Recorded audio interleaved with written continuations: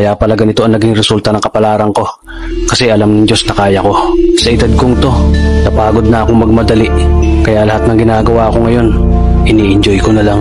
Siguro sa dami na rin ng aking pinagdaanan, napagtanto ko na ang buhay ay mas malawak at mas mahiwaga pa sa mga problemang dumarating sa buhay natin. Tumatanda na tayo, baka sa kakahabol natin sa masagana at maayos na buhay, ay hindi na natin na-enjoy ang buhay. Baka nabubuhay na lang tayo dahil nape-pressure tayo sa sasabihin ng ibang tao.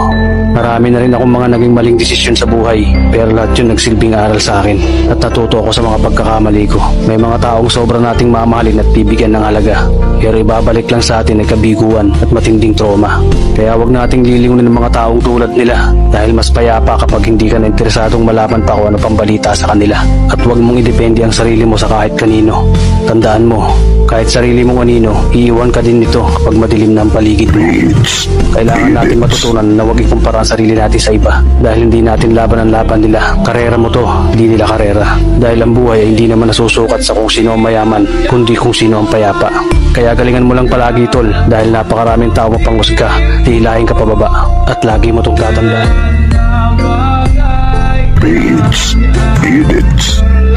Kaya pala ganito ang naging resulta ng kapalaran ko. Kasi alam ng Diyos na kaya ko. Sa edad kong to, napagod na akong magmadali. Kaya lahat ng ginagawa ko ngayon, ini-enjoy ko na lang. Siguro sa dami na rin ng aking pinagdaanan, napagtanto ko na ang buhay ay mas malawak at mas mahiwaga pa sa mga problema.